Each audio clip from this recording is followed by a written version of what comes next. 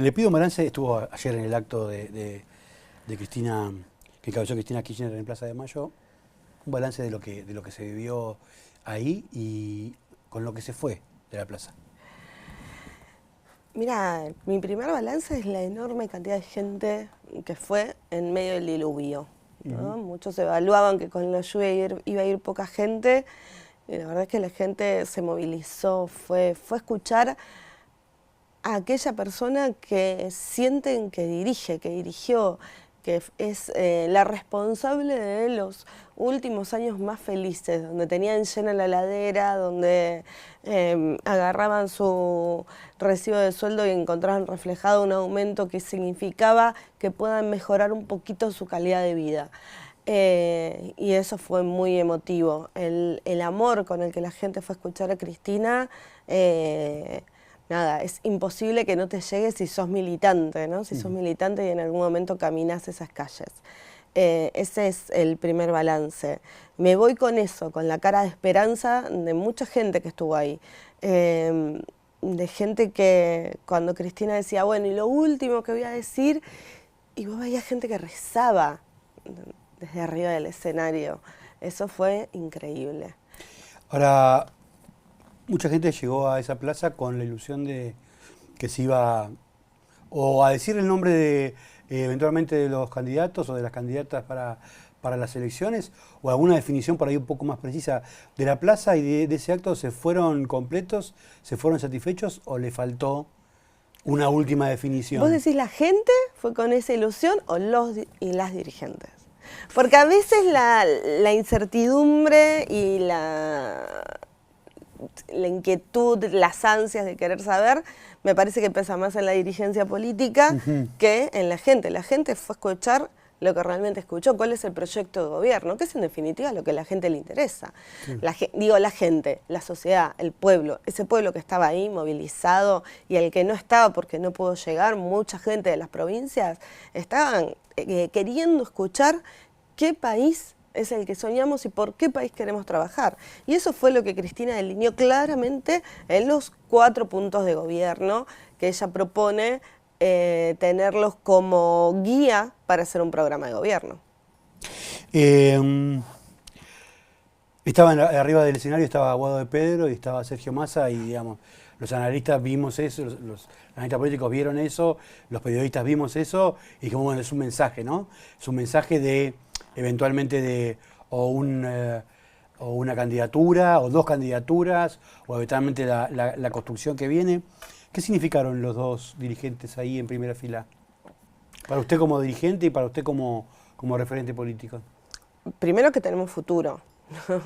Y eso me parece muy importante. Cuando muchos desde la derecha, desde estos sectores neorreaccionarios que empezaron a juntarse y a dialogar, desde los medios de comunicación auguraban la muerte del kirchnerismo o la deseaban, lo que se muestra es que hay futuro, ¿no? Del peronismo, te digo, que lo que se mostró fue un peronismo unido y se mostró un peronismo con conducción.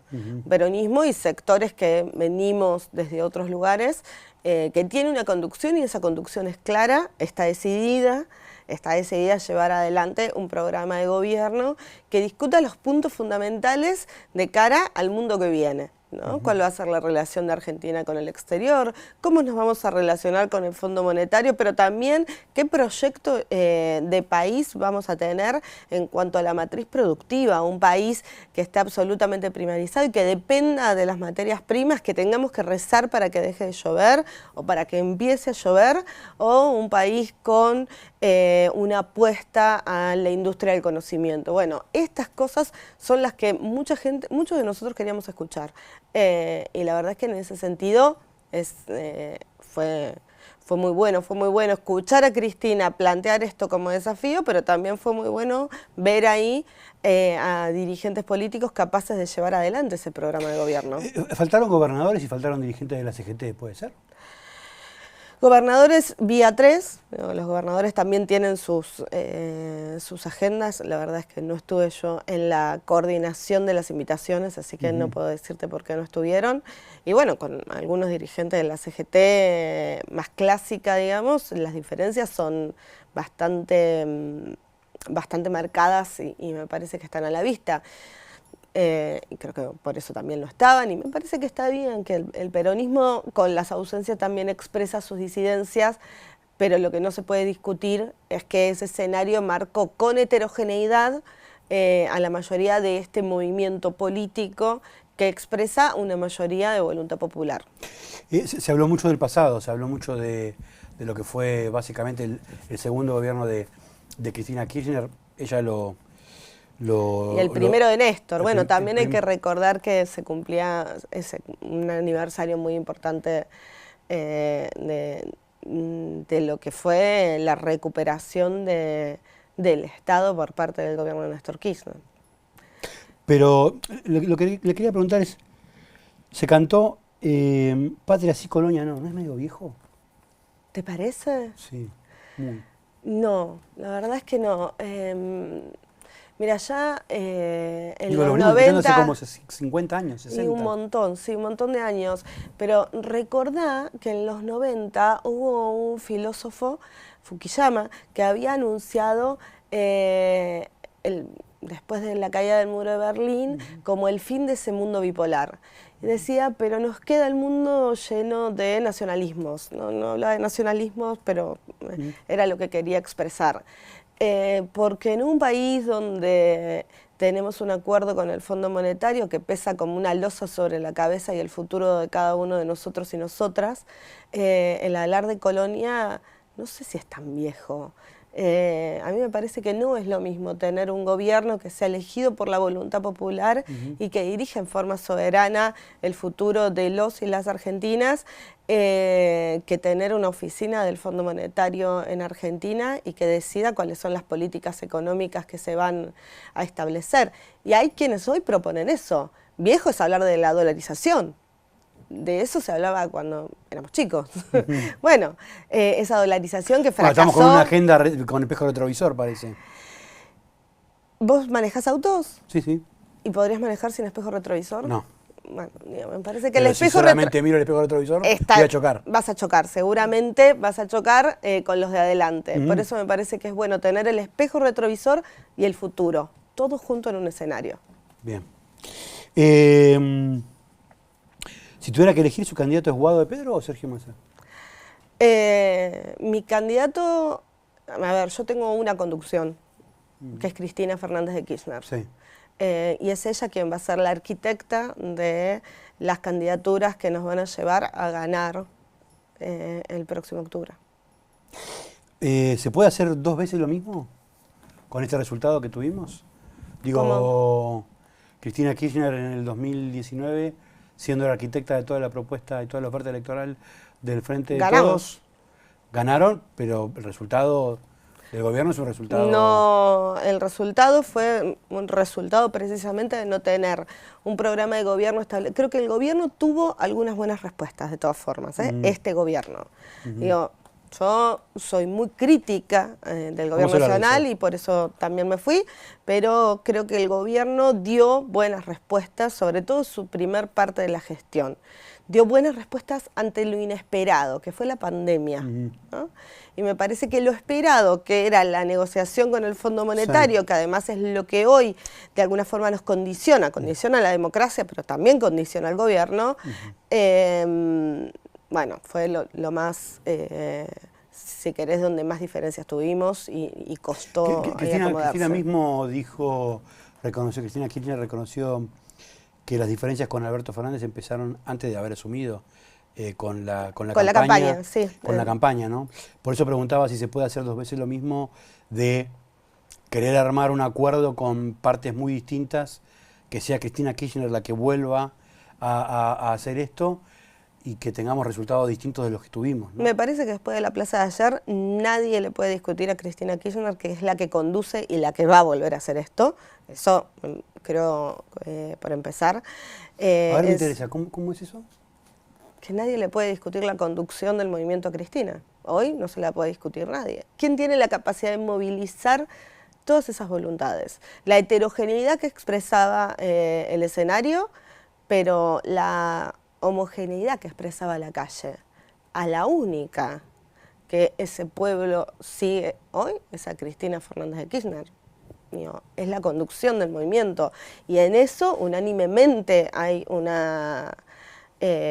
acuerdo. ¿Y de Massa? ¿Es un candidato competitivo? ¿Puede ser candidato a presidente por el Frente de Todos? Sergio hoy tiene la responsabilidad de ser el ministro de Economía de un gobierno que está muy condicionado con su acuerdo con el fondo. Y me parece que ha asumido esa responsabilidad con mucho valor. No me respondió. ¿Puede ser candidato a presidente? Puede ser candidato a presidente. Bien. ¿Y una fórmula conjunta le gustaría? Ya te respondí eso. Bien. Cristina Kirchner dijo que los hijos de la generación diezmada deberían ser los que tomen la posta para el futuro, ¿no? ¿Se siente interpelada por esa frase? ¿Cómo la tomó? Sí, por supuesto, me siento interpelada. Pero creo que no solamente estaba hablando de quienes fuimos sobrevivientes sí. de forma directa de la dictadura, porque creo que toda la sociedad sobrevivió a la dictadura. Pero de quienes por ahí de forma más directa se nos asocia con ese periodo histórico por nuestras vidas. Creo que de la generación diezmada hablaba de vos, no sé, me parece que somos generacionalmente parecidos. Sí. Hablaba de todos y todas los que venimos construyendo un presente, pero también tenemos que aceptar que somos protagonistas del futuro. Y en eso de ser protagonistas del futuro tenemos que poder resolver las contradicciones que tenemos para poder marchar hacia ese futuro. ¿Sí? Me parece que marchar hacia el futuro es indispensable tener un espejo retrovisor para ver qué es lo que no queremos ser. Volviendo a lo de la patria sí colonia, no, lo pensaba desde el punto de vista que a la gente que estaba ahí, a los que se habían movilizado en la Plaza de Mayo y los que fueron a escuchar a Cristina Kirchner, seguramente es una música que les suena y que les suena bien. Ahora, ¿le suena bien al resto, a los que no van a la plaza y a los que directamente ni siquiera tienen conexión con la política? Mira, a algunos les sonará bien y a otra parte de la sociedad no. Ni de eso se trata la democracia. Hay una mayoría que suele no estar expresada en los espacios de poder concentrados y hegemónicos, que son a los que mucho no les importa la patria, porque cuando la patria es lo que prima también son discusiones que en definitiva se resisten y tiene que ver con la distribución de la riqueza. Vos no podés tener una patria donde tenés un 50% de tus compatriotas excluidos del sistema económico. Vos no podés tener una patria sin una mirada de futuro. Y hay sectores que evidentemente eso no lo quieren. Vos no podés tener una patria si lo que pensás es que tenés que tener una sociedad donde vender tus órganos sea libre y lo puedas hacer porque quieras. Entonces vos para sobrevivir podés vender un ojo si querés y además tenés que prender fuego el Banco Central y llevar tu vida económica con papelitos de colores porque no sé de dónde van a sacar los dólares. Digo, eso no es patria, eso es colonia. Entonces, el problema de patria sí, colonia no, que empezó a cantar la gente, que estaba congregada en esa plaza, tiene más que ver con una respuesta a los que hoy te están planteando lo que nos plantearon en los 90 que con la mirada de futuro que propuso Cristina desde el escenario. Axel Kicillof, ¿debería seguir en la provincia o cree usted que puede ser un buen candidato a presidente? Axel Kicillof está haciendo campaña en la provincia de Buenos Aires y ya te dije quién creo que tiene que ser el candidato a presidente o candidata. Le pido que me hable un poco de Alberto Fernández. ¿La decepcionó? Alberto Fernández, personalmente no, me parece que es una buena persona. Digo, no tengo ningún reclamo desde lo personal para hacer. Este gobierno sí me decepcionó a mí y a mucha otra gente. Creo que podríamos haber hecho las cosas distintas. ¿En qué, por ejemplo? En la negociación con el fondo, por ejemplo. Pero te diría que la bisagra y la muestra de eso fue cuando se planteó la expropiación de Vicentín y inmediatamente se dio marcha atrás. Me parece que ahí se marcó una debilidad muy importante. ¿Y por qué cree usted que se produjo esa marcha atrás? ¿Qué lo motivó al presidente a dar marcha atrás en ese ¿Qué lo momento? motivó? No sé, no soy su psicóloga. En cuanto al análisis político, creo que el equipo económico y político no estaba lo suficientemente coordinado como para poder llevar adelante una empresa de esas magnitudes, ¿no? Y no había una idea de para qué, no sé. Muchos por fuera de esos equipos económicos planteamos la necesidad, y lo seguimos haciendo, de una empresa de alimentos nacional, por ejemplo, ¿no? De nacionalizar una empresa. Pero no es viejo eso. Pero ¿te parece? ¿Por qué tiene que...? Digo, nacional no solo es que sea dirigido por el Estado. No veo ningún país de primer mundo, no veo ningún país desarrollado que esté pensando que una empresa nacional de alimentos le vaya a dar algún tipo de solución. ¿Vos conocés algún otro país con los niveles de inflación que tiene Argentina, resultado también de una economía primarizada y que solo exporta materia prima y alimentos? No lo quiero plantear como una discusión entre nosotros, pero... Digo, no, pero no está mal, digo, ¿conoces algún otro país que sufra los niveles inflacionarios que sufrimos nosotros, resultado de que lo que nosotros vendemos y ofrecemos al mundo es tan solicitado y aumenta tanto de precio, y por eso quienes concentran la economía aumentan los alimentos como los tenemos nosotros?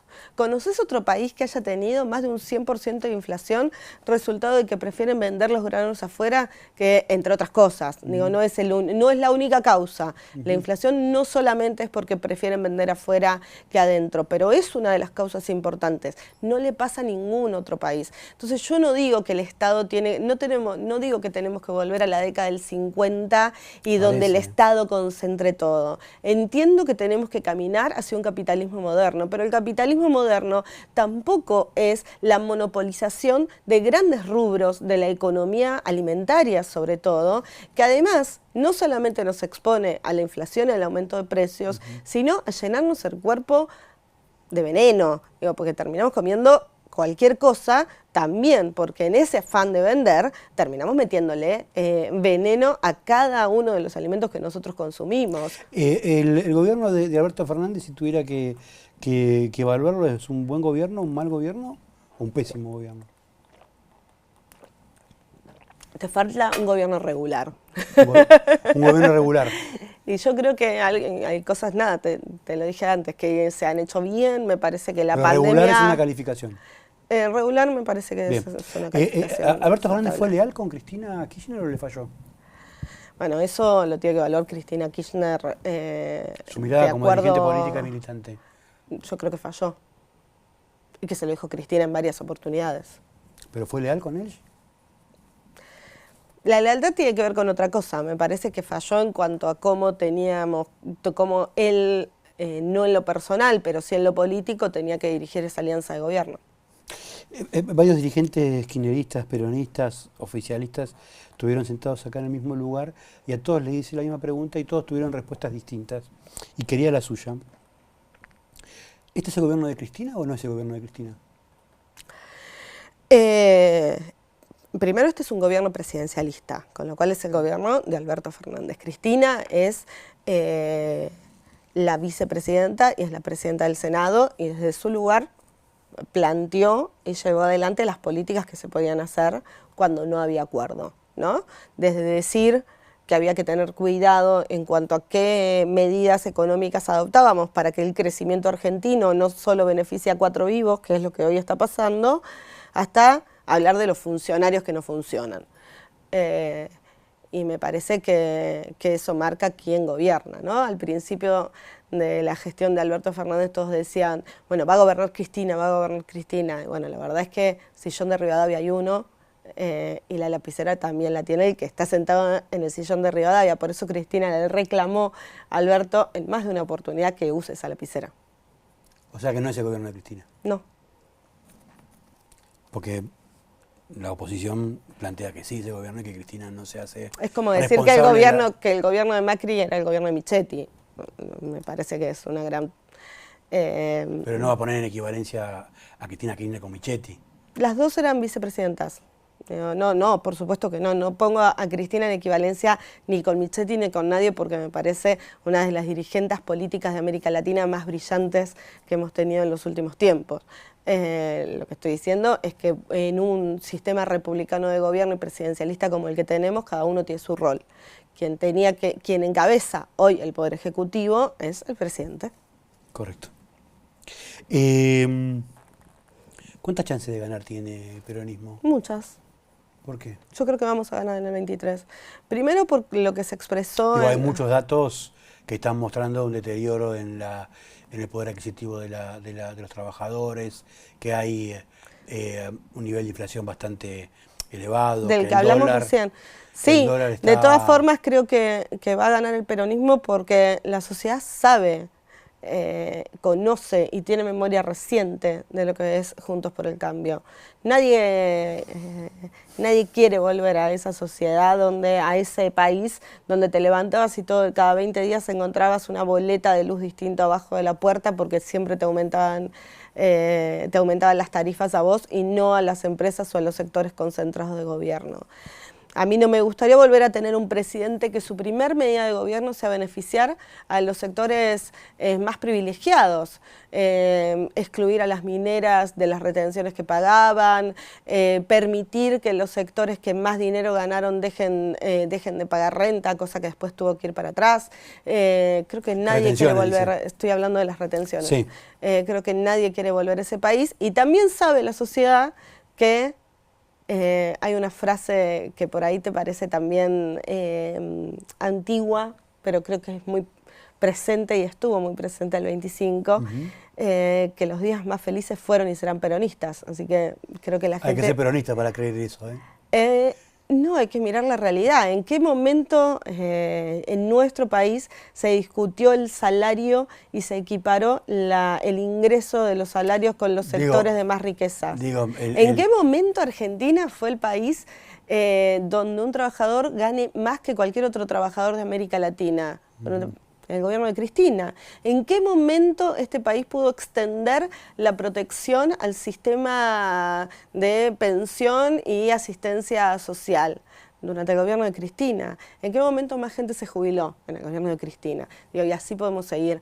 Y muchas empresas, ¿en qué momento fue el momento donde más ganaron? En el gobierno de Cristina. Entonces, no hace falta no ser gorila. Eso puede ser. Eso puede ser. Me quedó pendiente una pregunta vinculada al tema de Kicillof. ¿Tiene que desdoblar las elecciones o tiene que hacer una elección conjunta con la nacional? Me parece que eso va a depender mucho de esta arquitectura que se está construyendo y que la evaluación va a ser conjunta con quien sea candidato, candidata a presidente y candidato o candidata a gobernador. Bien. ¿Qué lugar va a tener Cristina o cree usted que va a tener Cristina a partir del 10 de diciembre?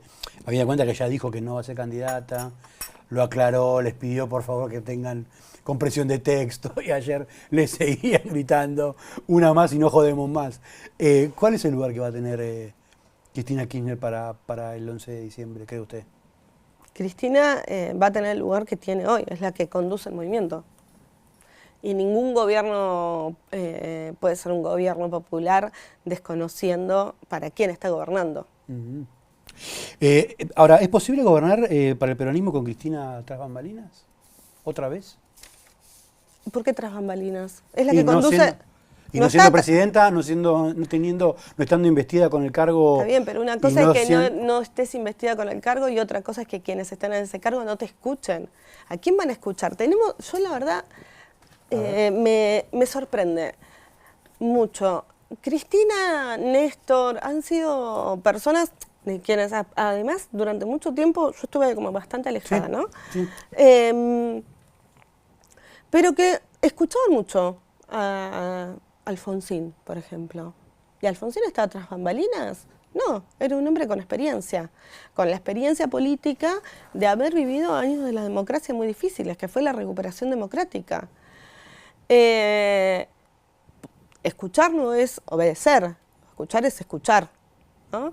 Y a mí me parece que si hubo un gran error en este gobierno que hoy estamos atravesando, es que a Cristina se la escuchó poco. ¿Cómo no vas a escuchar a la mujer que le garantizó mejorar la calidad de vida a la mayoría de los argentinos y argentinas? La tenés al lado.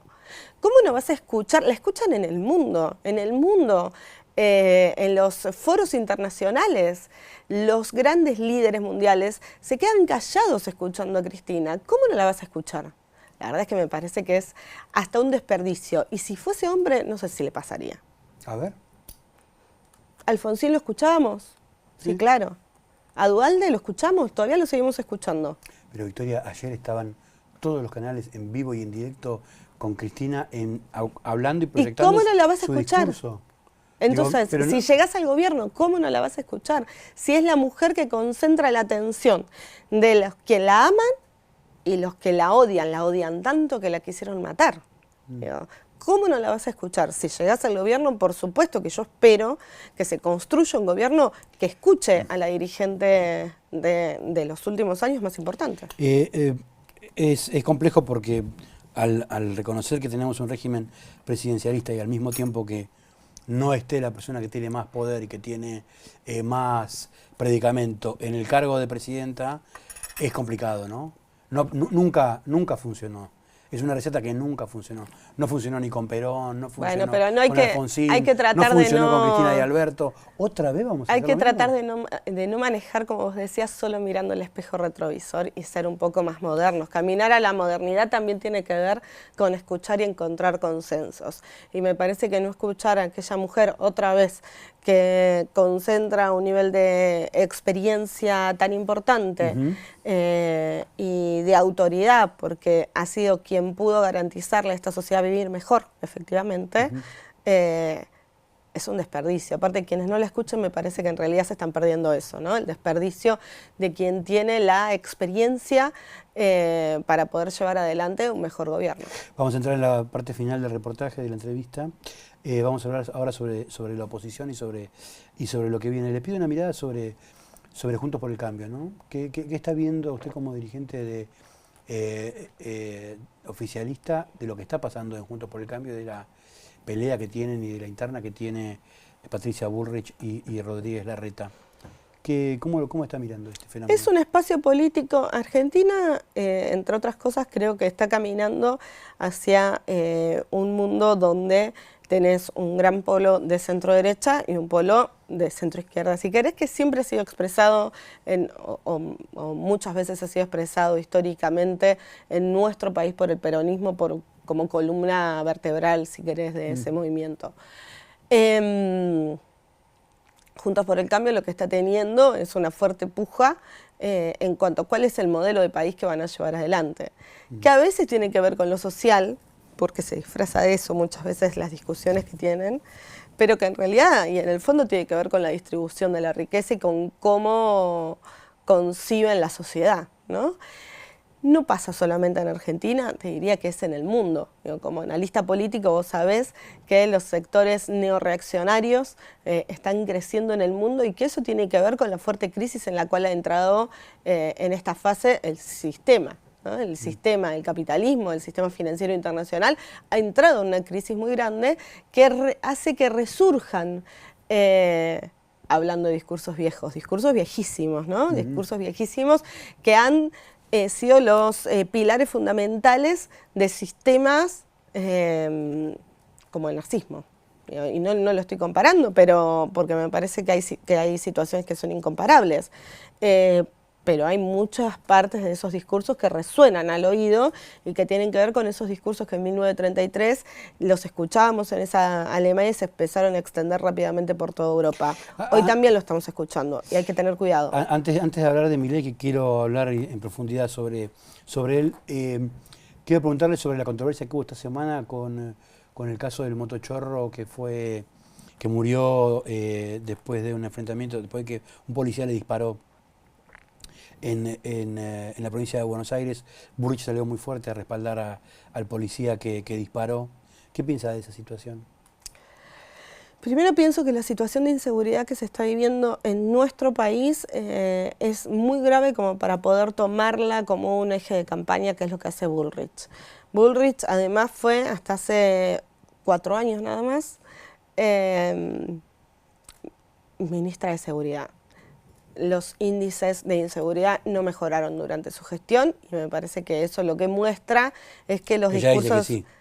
Bueno, quienes vivimos en la Argentina y caminábamos por la calle sin custodia y sin auto blindado, sabemos que no. Me parece que lo sabe cualquier persona que haya caminado por las calles de la Ciudad de Buenos Aires o por las calles del conurbano bonaerense durante la gestión de Patricia Bullrich.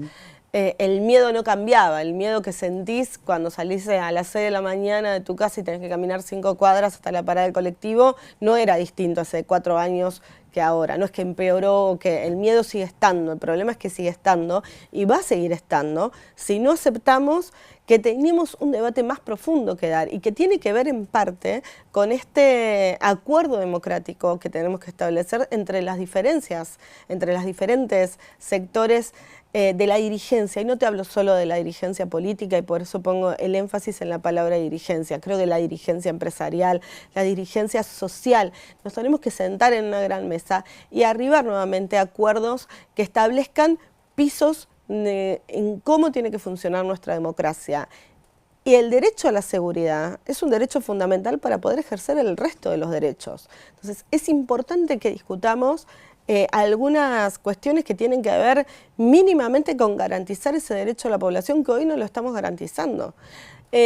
¿Por qué tanta gente se pone a favor del policía? ¿Por qué tenés esa discusión? Y porque se ve en la fuerza de seguridad aquel que te tiene que cuidar. Y es cierto, también es cierto que no pueden cuidarte y no pueden cumplir el rol la fuerza de seguridad con el presupuesto que les destinamos, donde la mayoría del presupuesto se destina a cubrir salarios que son sumamente bajos y que son de pobreza.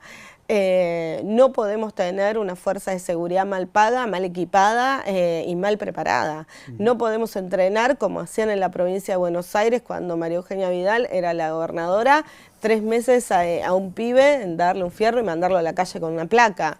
No lo podemos hacer. Eso no se puede hacer así porque es poco serio. Es poco serio porque no resuelve el problema de fondo, porque no resuelve el miedo que tiene. Pero quiero enfocarme, Victoria, en el episodio en sí y lo que pasó con el policía que le dispara. Es que no nos podemos enfocar como dirigentes políticas en el episodio en sí. Yo me enfocaría en el episodio en sí si fuese jueza de la causa o abogada o fiscal. Digo, yo lo que hago es leer la realidad en forma más global, porque ese episodio en sí lo podés reproducir, digo, porque lo viste en la tele, pero lo podemos reproducir y magnificar por las miles de esquinas que tenés en cada uno de los conurbanos o de los aglomerados ciudadanos que tenés. Que el motochorro le dispara al dueño de la moto y lo mata, ¿no? Que tenés en todo el país. Entonces, la verdad es que ponernos en si el policía mató al chorro o digo, a la persona que estaba robando o la persona que está robando mata al dueño de la moto, es hasta injusto, digo, porque lo que tenemos que ver es más grande. Es cómo resolvemos cada una de las esquinas y no solo esa. Bueno, esa esquina la tendrán que resolver y tendrán que resolver el caso el juez que le tocó la causa, el abogado que tiene que defender y el fiscal.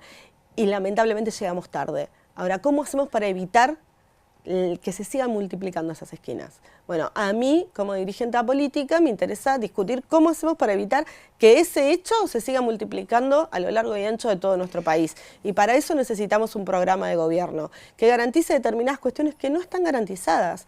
Pero te diría desde lo más macro y que tiene que ver con que en Argentina vos tenés un 80% de personas que reinciden en el delito después de haber pasado por un establecimiento carcelario, por ejemplo. Entonces, ¿qué pasa ahí adentro? ¿Por qué ningún dirigente político, ninguna dirigente dice, miren, acá adentro está pasando algo y lo tenemos que poder resolver? Se han tomado decisiones cuando llegó este gobierno vinculado al tema de seguridad, muy polémicas, como haber desarticulado la inteligencia carcelaria, como haber, bueno, la oposición dice que liberaron presos durante la pandemia. Eso es una discusión que puede estar abierta o no. No, no está abierta porque la verdad es que eso no lo puede hacer ningún poder ejecutivo. Liberar presos no se puede hacer desde el poder ejecutivo, porque eso también, digo, es mentira. Entonces hay que poder desarticularlo. Eso no lo hizo ningún gobierno porque no lo puede hacer el Ejecutivo. Los presos están a disposición del Poder Judicial y el Poder Judicial está dividido en jueces. Si hay algo que no podemos decir es que el Poder Judicial sea muy amigo de este gobierno. Me interesa que nos metamos con el tema de Javier Milei, ¿no? ¿Qué piensas sobre el fenómeno, sobre la irrupción de Javier Milei y cómo está conectando sobre todo con sectores juveniles que en algún momento estaban identificados mayoritariamente con el kirchnerismo, ¿no? Mira, te voy a decir, el otro día leí una frase del Pepe Mujica que viste que tiene una forma como muy simpática de decir las cosas y me interpeló mucho, ¿no? Y un periodista le pregunta, bueno, ¿qué piensa del fenómeno Javier Milei? Y Mujica le contesta, el fenómeno son ustedes que le dan bola. Y a mí me parece que lo más importante es ver por qué interpela a los jóvenes. Javier Milei es un panelista despeinado que grita en un escenario, que duerme con 8 perros y su hermana. Entonces, la verdad es que no me voy a poner a analizar a un personaje pintoresco de mínima de esas características, sí su discurso y sí qué es lo que moviliza en una parte de la sociedad. Me parece que el discurso tiene que ver con, en muchos puntos, con ese discurso instalado en la Europa de la década del 30, en plena crisis. Javier Milei no es un fenómeno argentino. La discusión que plantea, el debate y las medidas más importantes que plantea no son un fenómeno solamente de la Argentina. Si vos lo escuchás, se reproduce en Colombia con Hernández, se reprodujo y se reproduce en Brasil con Bolsonaro, empezó en Estados Unidos con Trump. Digo, recordemos que en el 2019 creo que los dos vimos una película que solo parecía una película, pero que era realidad, y que nunca nos lo imaginamos, que era ver el Capitolio tomado por los fanáticos seguidores de Trump. Pero esos fanáticos seguidores que los podés tener acá y que son bastante parecidos a los fanáticos seguidores de Milei, tienen un porqué. Y el porqué es porque el Estado no da respuesta. Porque vos tenés un Estado que, digo, yo te puedo nombrar economistas del... Déjame hacer un punto ahí. Hace 20 años, festejaron los 20 años ayer, que el kirchnerismo tiene un rol decisivo en la política argentina. Sí. ¿No es responsabilidad del kirchnerismo este estado de situación y que aparezca un Milei? No, por supuesto que no. Primero porque no solo ocurre en la Argentina, te estoy diciendo que es un fenómeno global. En Europa se ha reproducido. En Europa, el Estado no da respuesta. El Estado, yo te estoy diciendo que el Estado moderno ha entrado en una crisis a la par que el mismo sistema. ¿Sí? Este discurso que nosotros escuchamos en Milei, lo puedes escuchar en Vox, en el partido de Vox en España. Lo puedes escuchar en Le Pen, en Francia, donde se disputó si ganaba o no ganaba la presidencia de ese país. Lo podés escuchar en el partido neonazi de Alemania, que fue ganando cada vez más escaños. Lo podés escuchar en Inglaterra, lo podés escuchar casi en cualquier parte del mundo y ha crecido y tiene representación. ¿Por qué? Porque hay una crisis económica, una crisis que se traduce en crisis política y una crisis de representación en quienes son parte de ese sistema político. Eso sin lugar a dudas. A mí me preocupa que un pibe que lo único que tiene es una mochilita de Rappi y sus piernas, que la arriesga todos los días en las esquinas de la ciudad de Buenos Aires, cada vez que hace un cruce de calle, quiera votar a Milei y piense que la dolarización puede ser una salida. ¿Sabes por qué me preocupa? Porque ese pibe no va a ver un dólar nunca en su vida, porque ese pibe está detenido en una situación te diría, de angustia personal, porque no sabe si va a llegar a fin de mes o no va a llegar a fin de mes, y nadie le está dando respuesta. A esa gente es a quien le tenemos que dar respuesta. El kirchnerismo se la dio, y yo te diría que cuando el kirchnerismo gobernó, no estaba Milei. Pero yo insisto con la pregunta anterior, ahora no gobierna el kirchnerismo. No. Pero ya te contesté eso. Es que no estás de acuerdo y querés que lo vuelva a decir. Suena contraintuitivo que la vicepresidenta de la Argentina haga un acto del tamaño que hizo ayer, que sea la persona con más poder de la Argentina y que digamos que este no es el gobierno de Cristina. Es contraintuitivo. Pero ¿quién se sienta con el Fondo Monetario a firmar el acuerdo? Sergio Massa. El presidente. Sergio Massa es ministro de Economía. Y Sergio Massa no firmó el acuerdo con el Fondo Monetario, lo firmó el presidente. Guzmán, ponele que Guzmán, pero Guzmán era un enviado, porque a los ministros los elige el presidente y además los instruye el presidente también. Y el acuerdo lo firma el presidente. Correcto. Y es uno de los grandes problemas que tenemos. Yo creo que es algo que hay que discutir en el próximo Congreso. Nosotros tenemos que discutir si va a caer sobre la responsabilidad de una sola persona tener el poder de firmar un acuerdo con el Fondo Monetario que represente una losa tan pesada sobre el futuro de los argentinos, o tiene que ser resultado de una discusión profunda en el Congreso con las fuerzas políticas de la democracia. Vamos a entrar en las últimas 3 preguntas. Te pido que le pido si puede ser breve, porque tengo varias que quiero que pueda abordar. ¿Puede ser presidente Milei? Espero que no. ¿Pero puede ser? Espero que no. Yo voy a hacer todo lo posible para que eso no ocurra. Si gana Milei o si gana Juntos por el Cambio, ¿cuál es el lugar que tendría Victoria Donda? La oposición. Yo voy a ser parte de la oposición a un gobierno que sea un gobierno neorreaccionario como el que puede encabezar Milei, que además va a representar la muerte y el aniquilamiento de una parte de nuestra sociedad. O de Juntos por el Cambio, que va a representar lo que ya representó con mayor profundidad. Le pido que repita eso. ¿Cómo? La muerte y el aniquilamiento de una parte de nuestro pueblo, sí, por supuesto. Llevar adelante las políticas neoliberales que quiere instalar Milei son las políticas neoliberales que ya vivimos en los 90, y significaba que teníamos de cada 2 chicos que nacían en Argentina, 1 por debajo de la línea de pobreza, y significaba que muchos mueran desnutridos antes de llegar a los 5 años. La muerte y el aniquilamiento es el modelo neoliberal, y yo voy a hacer oposición a eso. Aníbal Fernández, vinculado a esto, Aníbal Fernández habló de sangre y muertos en la calle, Grabois habló de helicóptero. El dirigente piquetero, que también es funcionario, Daniel Menéndez, dijo que no iban a durar ni 2 minutos. ¿Qué tipo de oposición se espera para el 10 de diciembre si no gana el peronismo? Mirá, el peronismo fue y va a seguir siendo siempre una fuerza de la democracia. Cada uno que se haga cargo de las cosas que dice cada uno. Yo soy una mujer que vive en carne propia lo que significa la espiralización de la violencia política. Entonces, yo soy una mujer que ha nacido en dictadura, pero que llevo adelante mi vida política en democracia, y creo muy profundamente en que la democracia es la única forma, aún imperfecta, aún esta democracia que está condicionada tanto por el Poder Judicial. Decir que van a venir muertos si gana una opción política que no le gusta, no sé si es muy democrático. Yo lo que te estoy diciendo es que en los 90 hubo muertos porque el modelo neoliberal excluye una parte de la sociedad. Te estoy hablando de los que mueren cuando vos llevas adelante un proyecto político económico de hambre. Te estoy hablando del hambre y no te estoy hablando de las calles o de la violencia. Correcto. La pregunta tenía que ver con esto, con la idea de que si solamente el peronismo puede gobernar el país, porque la verdad es que el gobierno de Mauricio Macri terminó medio a los tumbos,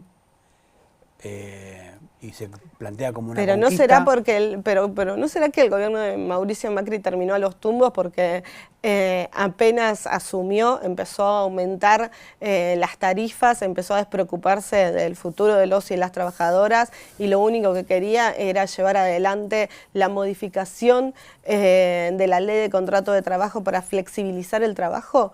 ¿No será que el gobierno de Mauricio Macri terminó así porque llevó adelante una modificación del sistema previsional que impide que hoy muchos y muchas se jubilen, que era un derecho que ya habían adquirido con el gobierno de Cristina? ¿No será por eso que terminó a los tumbos? ¿No será que porque un modelo de hambre hace que uno se resista?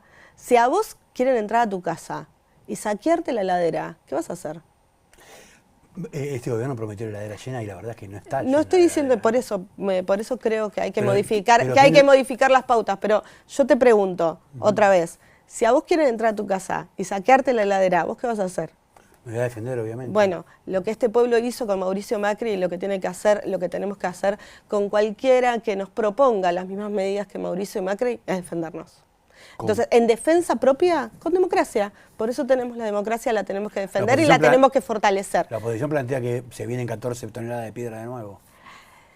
Mira, la oposición puede plantear muchas cosas. Una oposición que no salió a reclamarle al Poder Judicial que tenemos, que aclare quién quiso asesinar, quién llevó adelante el intento de magnicidio que tuvimos, porque la víctima era Cristina Fernández de Kirchner, es una oposición que me merece, en ese sentido, por lo menos un respeto dudoso. ¿Pero vos crees que está vinculada a esa situación, la oposición? Al crimen de... Mira, la verdad es que me encantaría que la jueza lleve adelante alguna de las medidas que se le están solicitando. Es muy fuerte decirle que a la oposición está es que la oposición es la oposición es mucho, ¿no? Pero por lo menos que a Milman le pidan el teléfono, me parece que corresponde, ¿no? Que todavía pero que todavía tengamos sentado como diputado nacional a un tipo que dijo que mientras la estén matando a Cristina Fernández de Kirchner, él iba a estar viajando a la costa, y no lo digo yo, sino que lo dijeron sus asesoras, y ningún juez le pide el teléfono, y la verdad es que es medio poco serio, y lo único que muestra es que tenemos un poder judicial manipulado, que una parte ya es parte de un partido político de oposición, que tenemos una Corte Suprema muy débil y genuflexa con los poderosos, que acepta sus viajes a lagos escondidos, y como que se pone muy fuerte cuando la sociedad y el pueblo le está pidiendo cosas, y que es uno de los debates que sin lugar a dudas tenemos que dar, porque de los tres poderes que tenés en la democracia, en un sistema republicano de gobierno, sin dudas el Poder Judicial es el más antidemocrático. ¿Y qué hay que hacer con ese Poder Judicial? Modificarlo. ¿Cómo? Hay muchos debates para dar. Yo creo que una de las primeras cosas con las cuales nos tenemos que meter es la modificación de la integración del Consejo de la Magistratura. Nosotros tenemos hoy un lugar que aparte ha sido creado por la Constitución del 94, que es el Consejo de la Magistratura, que es como una caja opaca, gris, y que nadie sabe quién está ahí adentro y qué es lo que pasa. Y tiene como una de sus funciones disciplinar y elegir a los jueces que integran nuestro Poder Judicial. Me había quedado pendiente de una pregunta que era muy importante cuando hablábamos de Milei. ¿Qué reflexionaste cuando está como compañera de fórmula Victoria Villarruel?